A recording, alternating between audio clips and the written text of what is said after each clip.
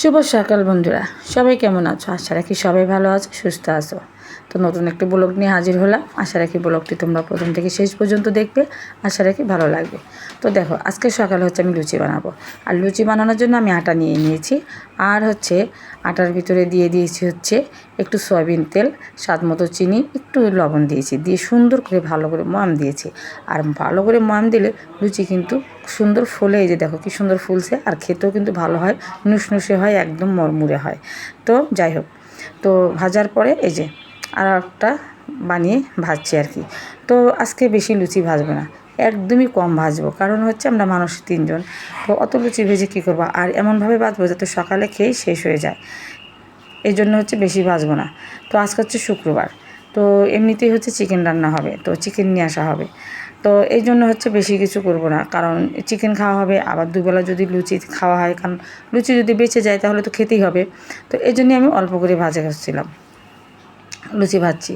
তো দেখো সুন্দর করে লুচিগুলো ভাজা হয়ে যাচ্ছে, একদম একদম এত সুন্দর করে ভেজেছি কি বলবো, আর নুসনুসে মুড়মুড়ে।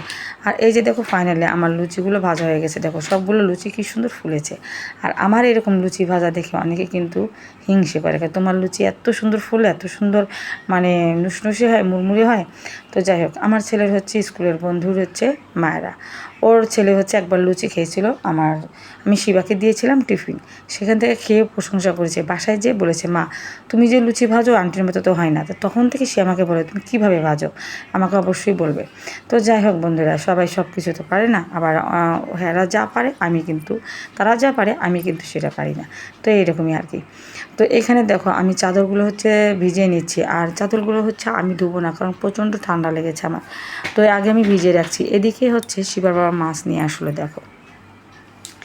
তো মাছ নিয়ে এসেছে, আর হচ্ছে মাছগুলো রুই মাছ আনছে, আর আনছে হচ্ছে বাটা মাছ। তো বাটা মাছগুলো সুন্দর করে একদম মানে শুধু পেটটা কাটিয়ে আনেনি, তাছাড়া সব কিছু মানে একদম আষ্টা মাছটা ফালিয়ে, থোতা মোতা ফালিয়ে, লেজা ফালিয়ে সুন্দর করে নিয়ে এসেছে। আর হচ্ছে রুই মাছ, তো এগুলো শুধু ধুয়ে রেখে দেবো, আর হচ্ছে একটু পেটটা কেটে রেখে দেবো। তো পেট কাটার পর দেখি অনেক ডিম বেরোচ্ছে, প্রত্যেকটা মাছের থেকে কিন্তু সুন্দর করে ডিম বের হয়েছে। আর এদিকে এনেছে চিকেন, তো চিকেনও হচ্ছে আমি কিন্তু বানিয়ে নেব, সুন্দর করে বানিয়ে ধুয়ে নেব। তো শুক্রবার একটু উঠি দেরি করে, যেহেতু সেদিন শিবার স্কুল থাকে না, ওর বাবার দোকান থাকে না, তো একটু দেরি করে উঠলেও ক্ষতি হয় না।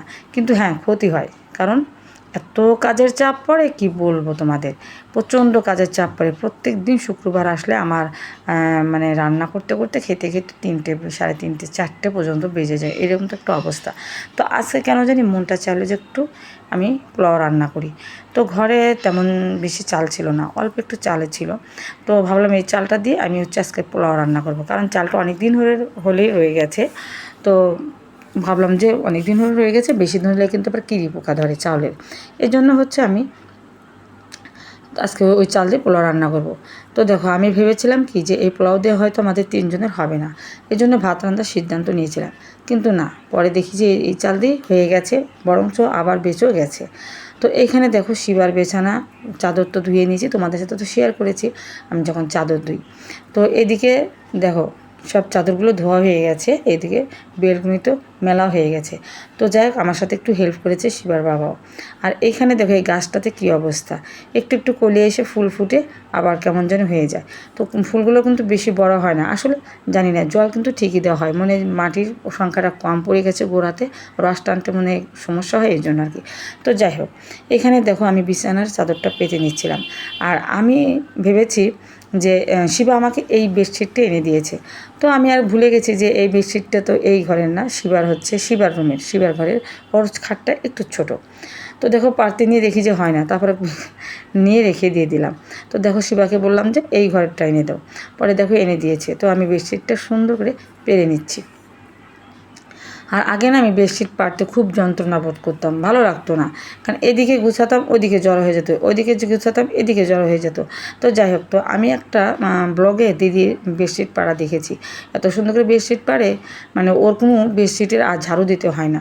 তো ওর দেখে দেখে আমি এরকম করে পারি। তো যাই হোক, ওর মতো না হলেও কিছুটা কিন্তু হয়ে যায় ওর মতো। দেখো কি সুন্দর টান টান করে পাড়া হয়ে গেল না, বেশি কিন্তু পরিশ্রম খাটনি লাগলো না। তো যাই হোক, এখন কিন্তু বেডশিটটা ঝাড়তেও হবে না, তারপরে একটু ঝেড়ে দেবো, এই তো কুচো মুচো হয়ে থাকে না, ওটা আর কি হয়ে যাবে। তো এদিকে দেখো আমার পোলাওটা কিন্তু হয়ে যাচ্ছে, একটু সামান্য পরিমাণ জল আছে, এটা অল্প আছে, জলটা শুকিয়ে যাবে। আর আজকের পোলাওটা কিন্তু একটু হালকা নরম হয়েছিল, কারণ পুরনো চাল ছিল, তা আমি ভেবেছিলাম একটু জলটা বেশি দিয়েছিলাম। আর এটা কিন্তু খেতে ভালো, মানে বেশি মজা লাগে আর কি। আর বেশি যে আমি জল দেবো, মানে বেশি যে আমি মানে ঝরঝরে করবো, অনেক গরম উঠেছে বন্ধুরা। বেশি ঝরঝরা পোলাও খেলে বেশি জল পিপাসা লাগে, খেতেও মানে ভালো লাগে না ওইভাবে। তো এই জন্য হালকা একটু নরম করেছি, নুসনুসে করেছিলাম, খেতে বেশ মজা হয়েছিল। ওর বাবা তো বলছে যে অনেক ঘ্রাণ বেরিয়েছে, কিন্তু ওর বাবা কিন্তু খেতে একদমই পছন্দ করে না পোলাওটা। আগে পছন্দ করতো, জানি না এখন কেন পছন্দ করে না। তো যাই হোক, তবুও দুপুরে খেয়েছে, আর রাত্রে অল্প করে একটু ভাত রান্না করেছিলাম। তো এইখানটাতে দেখো, চিকেন রান্নার জন্য আমি সব কিছু একদম কষিয়ে নিচ্ছি, একদম মশলা টশলা দিয়ে, পেঁয়াজ দিয়ে, আলুগুলো একটু ভেজে নিয়েছিলাম, আগে দিয়েছি, তারপরে চিকেনগুলো দিয়ে সুন্দর করে আমি কষিয়ে নিচ্ছিলাম। আর আজকে হচ্ছে দুটো মুরগি এনেছিল, দুটো চিকেন। তো দুটো চিকেন রান্না করলে দেখা যায় যে অনেক মানে মাংস হয়ে যায় অনেক, তাই আর কি অল্প একটু রেখে দিয়েছি, রেখে দিয়ে আর হচ্ছে পুরোটা হচ্ছে রান্না করেছি। এদিকে হচ্ছে বিকেলবেলা এসেছি আমি মন্দিরে, দেখো কি সুন্দর গোলা বাবা, না এখানে হচ্ছে গোপাল মন্দির আছে, দুর্গা মন্দির আছে, সবই তোমাদের সাথে শেয়ার করছি। আর কী জন্য এসেছি মন্দিরে অবশ্যই তোমাদের সাথে শেয়ার করছি। পরশুদিন হচ্ছে আমার শ্বশুরের মৃত্যুবার্ষিকী, তার একটু ভোগ দিব, তাই ঠাকুর দাদার সাথে কথা বলতে এসেছি।